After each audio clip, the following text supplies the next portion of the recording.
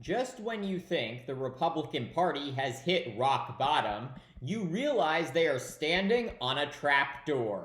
All that and more now on Graph's Grievances.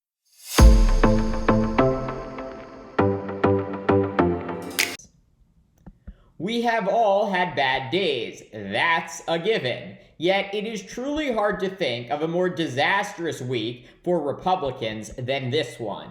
After promising for more than a year to impeach Homeland Security Secretary Alejandro Mayorkas for the crisis at America's southern border, House Republicans failed spectacularly. Despite controlling the lower chamber, 3 House Republicans courageously resisting the pressure of their colleagues and working with all Democrats against impeachment. The humiliating failure for Speaker Mike Johnson, coming as he and his Republican colleagues viciously attacked Mayorkas for months, impugning his character and falsely suggesting he lied to Congress about the state of the southern border. Meanwhile, on the other side of the Capitol, Senate Republicans were preparing to torpedo the harshest border security bill in decades, despite perpetually calling for more to be done to stop illegal immigration into the United States. In the end, just 4 Senate Republicans having the audacity to vote with the vast majority of Democrats to move forward with the bill, but unable to overcome the 60-vote threshold necessary to avoid a filibuster and thereby tanking the legislation. Taken together, the action of House and Senate Republicans this week reveal they are not sincere about securing America's southern border and stopping the flow of undocumented immigrants into the United States.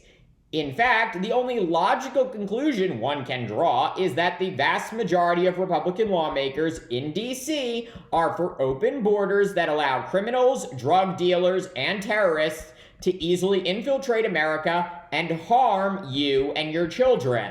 How else can you explain trying to impeach the Homeland Security Secretary who just negotiated the toughest border crackdown bill in decades, and then voting down that historic legislation principally written by one of the most conservative Republican senators?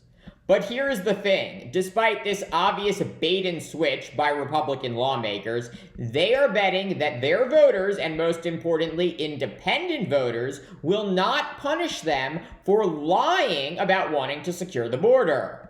And that disdain for their supporters is why you will only see more of this. Members of the Guardian Angels apprehended a man right there in Times Square in New York City. Curtis, we couldn't exactly see what was going on. What was happening in front of you while you were on the air with us? Well, he had been shoplifting first. The Guardian Angels spotted him, stopped him. He resisted. And let's just say we gave him a little pain compliance. His mother back in Venezuela felt the vibrations. He's sucking concrete. The cops scraped him off the asphalt. He's on his way to jail, but they'll cut him loose. We got to take 42nd Street back, Sean. These illegals think they own this street. They think they rule the night. This is our country. If they can't abide by the rules, then we're going to kick them back from where they came. That insane scene unfolding live on Fox News this week, just as Trump-backing Sean Hannity decried how dangerous New York City had become thanks to the, quote, disastrous illegal immigration policies of Democrats. Of course, like almost all segments on the right-wing propaganda network, there was almost no truth to anything that was said or happened.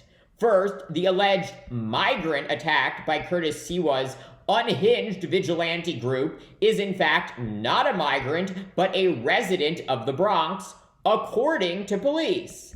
In addition, the man was not charged with shoplifting as Siwa suggested he would be. And Siwa's declaration that, quote, we've got to take 42nd Street back, these illegals think they own this street, could not be further from the truth. I live just minutes from where Siwa was standing, and I can report to you that Times Square has not been taken over by a migrant-fueled wave of crime and chaos. And while New York City is struggling to provide shelter and care for the more than 150,000 new migrants who have arrived in the city in less than 2 years, that humanitarian problem has only been made worse by Republicans, who not only fail to pass immigration reform, but secure the southern border. Hannity, however, won't tell you that. He and the Republican lawmakers on Capitol Hill will continue to disingenuously blame Democrats for any and all problems in America and around the world under the presumption that Republican voters are too stupid to figure out what is really going on. Republicans, please prove them wrong.